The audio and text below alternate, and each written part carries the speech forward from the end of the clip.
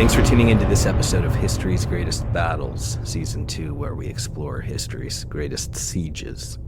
If you know somebody that enjoys this genre of history, please share the podcast with them and give us a review, and stick after this episode for our descent into the comments section. At the dawn of the 20th century, war changed. The old world of saber charges and gentlemen's battles collapsed under the weight of mass-produced artillery, industrialized killing, and the unrelenting fire of machine guns. Nations that had once dominated through sheer size and reputation found themselves facing a reality where firepower, tactics, and modern logistics determined the victors, not prestige. In the winter of 1904, two empires met in open war. One was vast, wealthy in resources, and confident in its military tradition. The other was smaller, but disciplined, methodical, and prepared to fight with an intensity the world had underestimated. On the frozen battlefields of Manchuria, they clashed in what would become a defining struggle, not just for the war, but for the century that followed. The outcome of this campaign rewrote military doctrine. The brutality of its battles foreshadowed the trench warfare of the Western Front in 1914. Its lessons on siege tactics, artillery dominance, and infantry assaults were studied and repeated in the great wars that followed. The global balance of power shifted. The victors of this war earned their seat among the world's great empires. The defeated, humiliated, would descend into political turmoil and eventually revolution. By the time the war was over, the myth of European invincibility had been shattered. The belief that Western empires held an unshakable dominance over Asia and beyond no longer matched reality. The wars of the future, the struggles for independence, the fall of colonialism, and the rise of new powers began with what happened here. This was the moment when the world order changed. Let's now experience the Siege of Port Arthur. Welcome to History's Greatest Battles, Season 2, Episode 29, The Siege of Port Arthur. From the 1st of June, 1904 to the 2nd of January, 1905. Japanese forces, 80,000 soldiers, 474 guns, and a siege train. Russian forces, 40,000 soldiers and 506 guns. Japan's triumph sent a shockwave through Russia, a psychological wound as devastating as the battlefield losses. Defeat at the hands of an Asian power shattered the empire's confidence and exposed the weaknesses of its military. Meanwhile, Japan now held a strategic gateway, a fortified port that would fuel its next offensives. From here, men, weapons, and supplies would pour northward, driving deeper into Russian-held territory, pushing the enemy further toward collapse. The 20th century did not ease into its wars, it roared into them. The Russo-Japanese War of 1904 through 1905 was its opening act, a violent clash between two nations that had armed themselves with the deadliest instruments of destruction science could produce. This was modern war, stripped of illusion, and both sides came prepared to kill on an industrial scale. These were not the ragged, underfed armies of bygone centuries. Both Russia and Japan fielded disciplined, mechanized war machines, fed by supply lines that stretched across continents and fueled by industries that churned out steel, powder, and death at a speed unimaginable just 50 years prior. They fought with new weapons that made killing faster, easier, and more merciless. Smokeless powder that kept the battlefield clear for more bloodletting, high explosive shells that turned men into mist, machine guns that spat unrelenting streams of lead, and barbed wire that caught the dying and the doomed in its iron grasp. This war was a warning shot for the world, a brutal glimpse into the horrors that would soon engulf Europe in trenches filled with mud, steel, and bloodied, shattered men.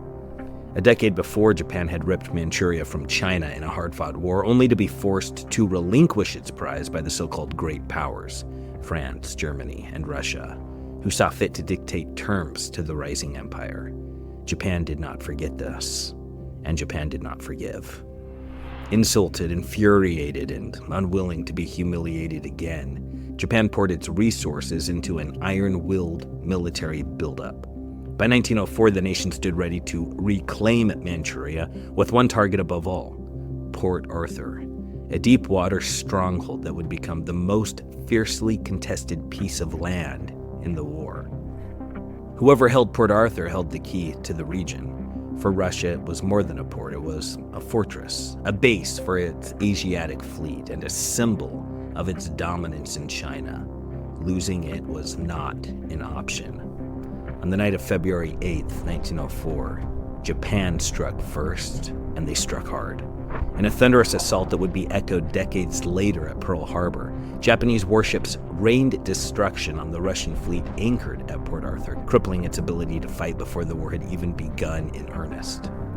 The Russian fleet, bleeding and battered, limped back behind the safety of Port Arthur's guns, trapped now like a wounded animal in a cage of its own making.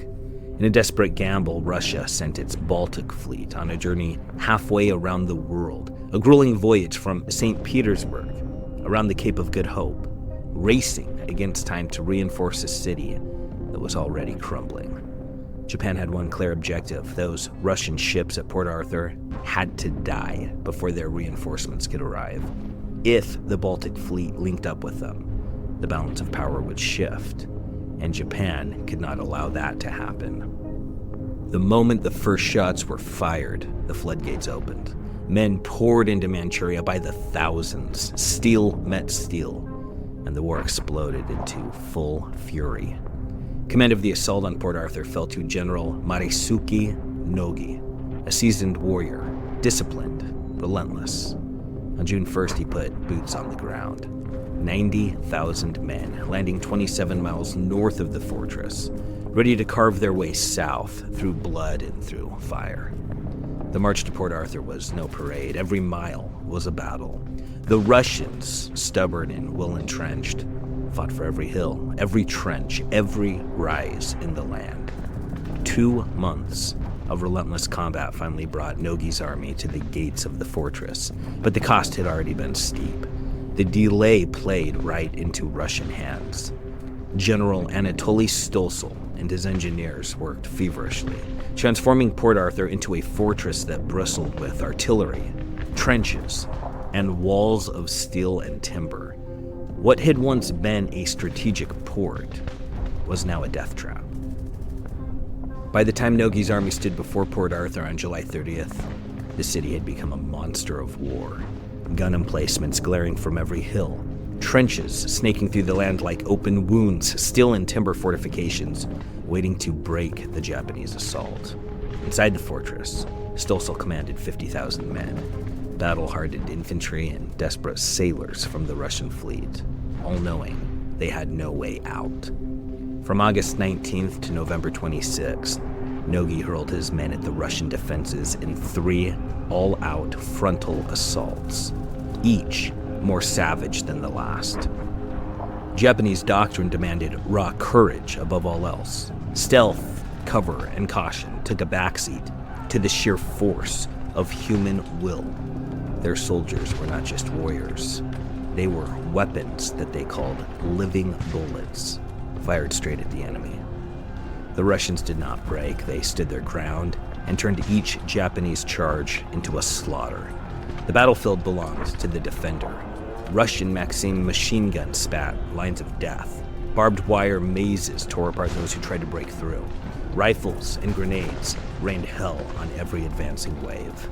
Against that wall of fire, frontal attacks were madness, but still, they charged. Men died before they could even reach their starting positions. The ground was littered with corpses before the charge even began. Desperation led to night assaults, but the Russians were ready. Blinding searchlights split the darkness, exposing the attackers before they could even get close, and the killing never stopped. By November the 26th, after 3 relentless offensives, Nogi had thrown away 20,000 men, and Port Arthur still stood. At last, Nogi saw the truth. Bravery alone would not bring victory. The fortress would not fall to reckless courage. A new plan was needed. But time was running out. Tokyo demanded action. The Russian Baltic Fleet was still coming, crawling across the world's oceans to bring relief. If those warships arrived, everything Japan had fought for could be undone. There was only one way forward. Nogi set his sights on 203-meter hill, the key to breaking Port Arthur. The Japanese were fighting blind. Without a high vantage point, their artillery was firing into the unknown, shells exploding uselessly against Russian defenses. They needed eyes on the harbor. They needed 203-meter hill. Their heavy artillery was powerful, but without precision, it was wasted. The Russian fleet, the fortifications, the very heart of Port Arthur, all just beyond their reach. There was one solution: take 203-meter hill and take control of the battlefield. 3 miles west of the port, 203-meter hill loomed over the battlefield, wrapped in Russian steel and blood-soaked earth. The Russians had turned it into a fortress. Trenches scarred its slopes, barbed wire strangled its approaches, and steel-plated strongholds crowned its peak. Every inch was a killing ground. But for a position of such importance, the defenses, though formidable, were not impenetrable. Nogi saw his chance. Japanese engineers clawed at the earth, carving siege trenches up the slopes, creeping ever closer to the Russian lines, trying to shield their soldiers from the inevitable slaughter.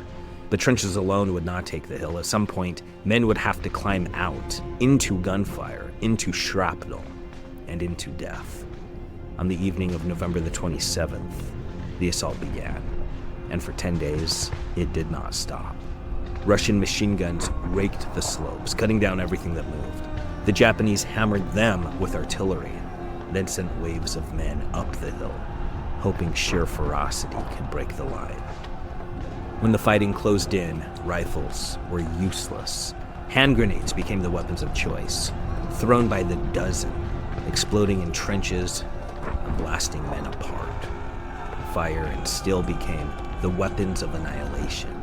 The Japanese drenched Russian bunkers in paraffin and set them ablaze, forcing the defenders out into the open, where they were met by 4,000 howitzer shells that obliterated everything in their path. The hill became a slaughterhouse, flesh and fire, smoke and ruin, death at every step. The Russian garrison, 2,200 strong, fought like demons for 83 days. But numbers and artillery won in the end. The Japanese took the hill, but the price was unspeakable. Over 10,000 dead and dying. Bodies stacked upon bodies. Among the fallen was Nogi's own son, cut down in the final push. The general had sent his blood into the fire, and the fire took him. The loss was unbearable. Nogi was crushed by grief and prepared to take his own life. Only the emperor's direct order stopped him. One observer described the aftermath in chilling detail. Quote, "There have probably never been so many dead crowded into so small a space since the French stormed the great redoubts of Borodino. There was practically no bodies intact. The hillside was carpeted with odd limbs, skulls, pieces of flesh, and shapeless trunks of what had once been human beings, intermingled with pieces of shells, broken rifles, twisted bayonets, grenades, and masses of rock loosed from the surface of the earth by explosions." End quote. This was not war. This was extermination. Port Arthur's days were now numbered. On September 1904, Japan unleashed its ultimate weapon, the 11-inch Osaka siege howitzers, monstrous guns capable of tearing fortresses apart, shell by shell. 18 behemoths, each weighing 23 tons, were hauled from Japan, shipped across the sea, and offloaded at Dalny, the closest point of attack. These weren't ordinary artillery pieces. These were city killers. Too massive for rail transport, these siege guns had to be dragged mile by mile through thick mud by 300 men per gun, every soldier straining under the sheer weight of the weapon that would soon tear Port Arthur apart. October came and the sky split open. The howitzers roared, hurling 500-pound shells over 5 miles into the heart of the city. Every detonation shook the ground like an earthquake. At first, the bombardment lacked precision. The shells rained down, but without proper sighting, much of the destruction was random devastation rather than calculated annihilation. But now, 203-meter hill was theirs. The Japanese looked down into the harbor itself, and for the first time, their guns had eyes. Now, every shell would find its mark. The battle had changed. The Japanese now owned the high ground, and with it, the power to end the siege on their terms. The bombardment intensified. For 3 relentless days, the siege guns tore Port Arthur apart. 5 Russian battleships and 2 cruisers were sent to the bottom. The city itself, once a mighty fortress, began to collapse under the firestorm. Inside the crumbling fortress, the Russian command fractured. Some still believed in holding out, but others saw the truth. There was nothing left to hold. On January the 2nd, 1905, General Stoessel made the call. He still had food, he still had ammunition, but he no longer had a city. Only rubble, fire, and thousands of corpses. Rather than let Port Arthur die with them, he surrendered. It was done. Port Arthur, the fortress, the prize, the symbol of Russian power in the East, belonged to Japan. The butcher's bill was staggering. 30,000 Russians dead or wounded. 60,000 Japanese casualties. A mountain of corpses left to rot on the killing fields. But this was just the beginning. The world was watching, and the lesson was clear. This was the future of war. Grinding, mechanized slaughter, where courage meant nothing against artillery and machine guns. A terrible preview of what would come in Europe a decade later. With Port Arthur in Japanese hands, the balance of power tilted decisively. Russia had been gutted, while Japan now held the key to victory. The Russian fleet was dead, sunk in the harbor, useless wreckage. When the Baltic fleet finally arrived after its insane journey around the world, it would find no allies, no reinforcements, only death. With no threat from Port Arthur, Admiral Togo gathered his fleet, sharpened his blades, and waited. When the Russian Baltic fleet dared to run the Tsushima Straits, the Imperial Japanese Navy pounced. Port Arthur was now a lifeline. Japanese warships could now refit and repair right there on the front, instead of sailing thousands of miles home.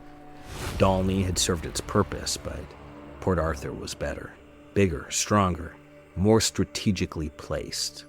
Supplies, men, weapons, everything Japan needed to finish the war would flow through it.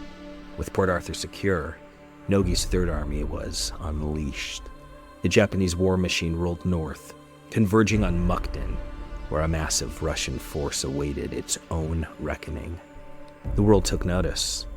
Japan had just humiliated one of the most powerful empires on Earth. This was no backwater nation.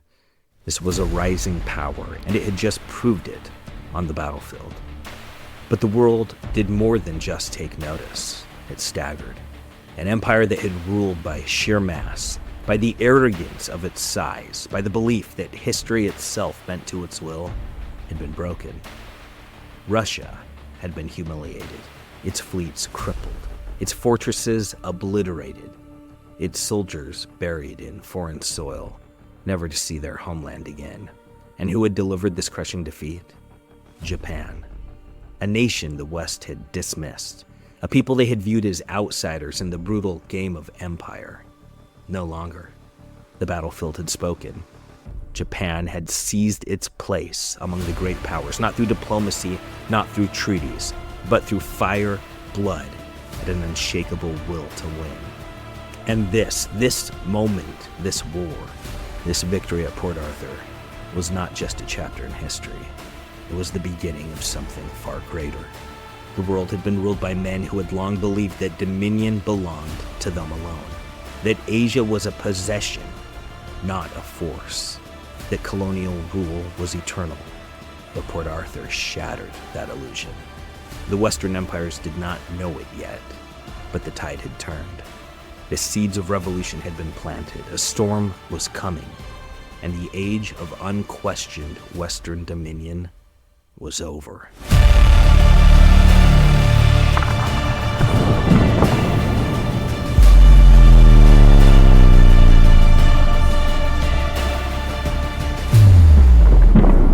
Thanks for listening. Hope you enjoyed it. Let's now descend into the killing fields of the comment section. On the Siege of Kinsale, Ham336 wrote, "My family's from the old sod, and I'm half both. In my experience, the younger generations just want peace. While I believe I have a fairly strong grasp on the past, is most definitely the more recent past, and the unspeakable and terrible bloody actions carried out and taken on both sides. I can clearly see why you may both hold onto these points of view. I think it's time to move past for the younger generations and carry on to more recent issues at hand." Well, Beham, many thanks for your comment. A man with roots in both worlds. Well met, my friend. And you're right, the younger generations want peace. No one who has seen the cost of war, whether in person, history books, or family stories, could want otherwise. But peace doesn't come from forgetting the past, it comes from understanding it. The struggle between Ireland and England wasn't just a cycle of violence, it shaped nations, drove millions across oceans, and left a legacy that echoes in politics, culture, and our identity today. You can no more ignore it than you can ignore the foundation of a house while living inside of it. Moving forward isn't the same as looking away. The past teaches us why things are as they are, why borders are drawn, why languages survive or fade, why certain grievances still simmer beneath the surface. History isn't baggage.